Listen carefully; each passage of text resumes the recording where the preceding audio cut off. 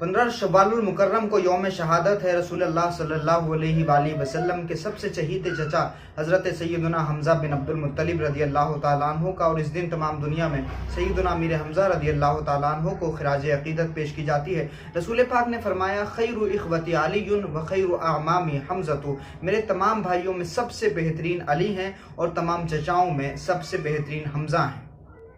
इस वीडियो को स्पॉन्सर कर रहे हैं MS अमेजिंग मार्बल मकराना, जो हर तरह के पत्थर का काम करते हैं। दरगाहों में, खानकाहों में, मस्जिदों में, अगर आपके घर में, आपके मकान में अगर किसी भी तरह का पत्थर चाहिए, आपको मार्बल का पत्थर इस्तेमाल करना है, किसी भी तरह का पत्थर अपने घर में, मकान में या मस्जिद में लगाना है, मेहराबें बनानी है या मिंबर बनवाना है, तो MS अमेजिंग मार्बल मकराना से आप रब्ता कर सकते हैं। यह नंबर आपकी स्क्रीन पर फ्लैश कर रहा है, इसी नंबर पर आप कॉन्टैक्ट करके आरिफ साहब से रब्ता कर सकते हैं और अपनी जो भी ज़रूरत है हमारी इस वीडियो का रेफरेंस देख करके अगर आप उनसे बात करेंगे तो आपको डिस्काउंट भी मिल जाएगा, तो आप जल्दी ही उनसे रब्ता कर लें। सैयदना अमीर हमज़ा रदियल्लाहु ताला अन्हु को रसूलुल्लाह से बड़ा प्यार था और रसूल पाक सल्लल्लाहु अलैहि वसल्लम को अपने चचा सैयदना हमज़ा बिन अब्दुल मुत्तलिब रदियल्लाहु ताला अन्हु से बड़ा प्यार था और यही वजह उनके ईमान लाने की भी बनी। सैयदना अमीर हमज़ा रदियल्लाहु ताला अन्हु रोज़ाना शिकार पर जाया करते थे। एक दिन रसूल पाक सल्लल्लाहु अलैहि वसल्लम सफ़ा पहाड़ी पर मौजूद थे। उधर से ही अबू जहल का गुज़र हुआ। रसूलुल्लाह सल्लल्लाहु अलैहि वसल्लम को जब उस जालिम ने तन्हा देखा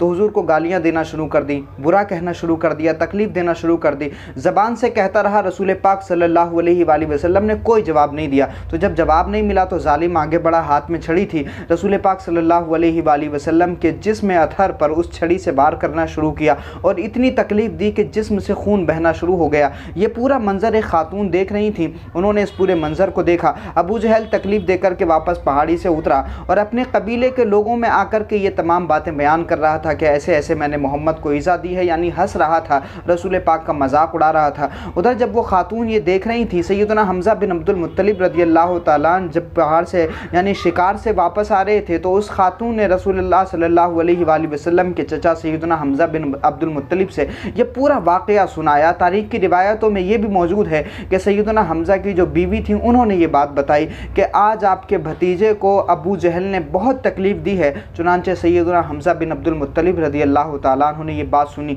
तो वो गुस्से से आग बगूला हो गए और वो फ़ौरन अबू जहल की तरफ बढ़े। अबू जहल अपने चंद कबीले के लोगों के साथ हरम मक्का में बैठे हंसी मजाक कर रहा था। सैयदना हमज़ा ने जैसे ही उसको देखा फ़ौरन जो है भीड़ को चीरते हुए आगे बढ़े, अपनी कमान उसके सर पर इस अंदाज से मारी कि उसका सर फट गया।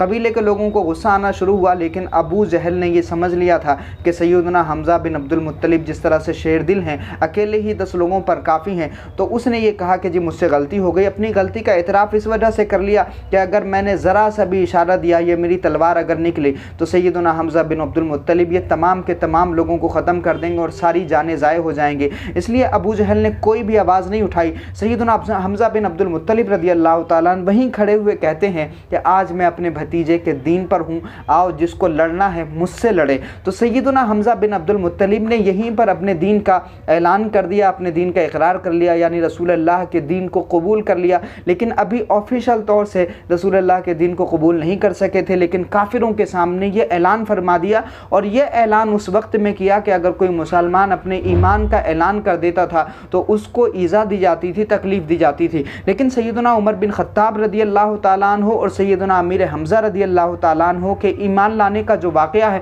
वो बिल्कुल मुख्तलिफ है। यानी जब ये इस्लाम कबूल कर लेते हैं तो काफिरों पर हमारे दीन का, इस्लाम का ऐसा गलबा बैठ जाता है कि जिस तरह पहले वो मुखालिफतें करते थे, अब उनके अंदर वो मुखालिफत करने की हिम्मत बाकी नहीं रही थी। तो सैयदना अमीर हमज़ा रदियल्लाहु ताला अन्हु के ज़रिए ये गलबा भी हासिल हुआ।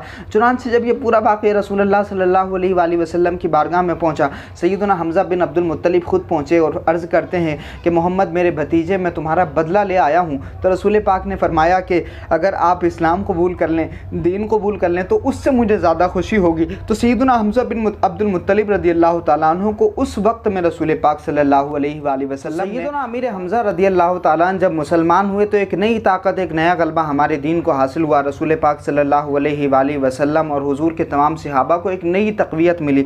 और फिर सैयदना अमीर हमज़ा रज़ियल्लाहु ताला अन्हु ने वो कारनामे अंजाम दिए कि उनकी फ़जीलत, फिर उनका मकाम और उनका मर्तबा सबसे बिल्कुल मुख्तलिफ है। आपने मदीना शरीफ की जानिब हिजरत भी की, बद्र में शामिल रहे, रसूल पाक सल्लल्लाहु अलैहि वसल्लम ने झंडा उनको कई मकामात पे अता फरमाया।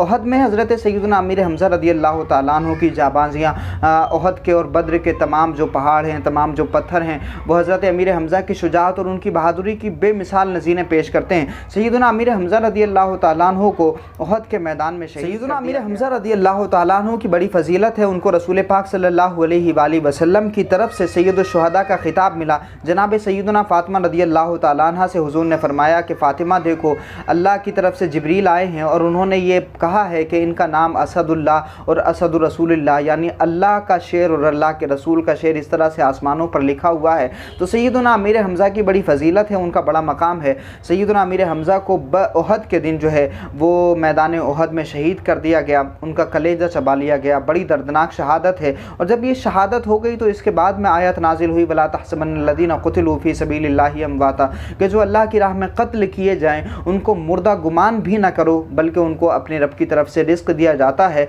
वो ज़िंदा हैं। तो ये फ़जीलत शुहदाए ओहद की बयान की गई। तमाम शुहदाए इस्लाम के बारे में ये आयत है।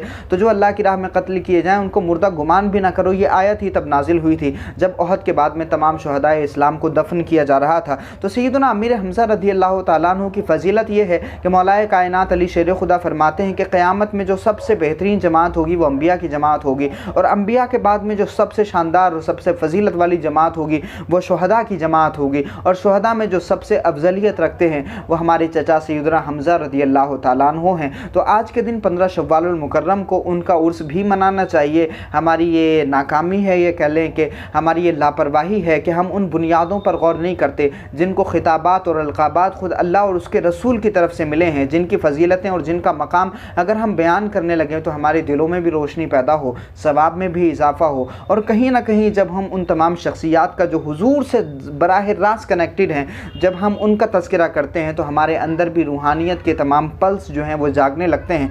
हमें कोशिश करनी चाहिए कि रसूल पाक सल्लल्लाहु अलैहि वसल्लम और उनके सहाबा और हुजूर की अहली बैत के ज़्यादा से ज़्यादा तज़किरे करें ताकि हम असल की तरफ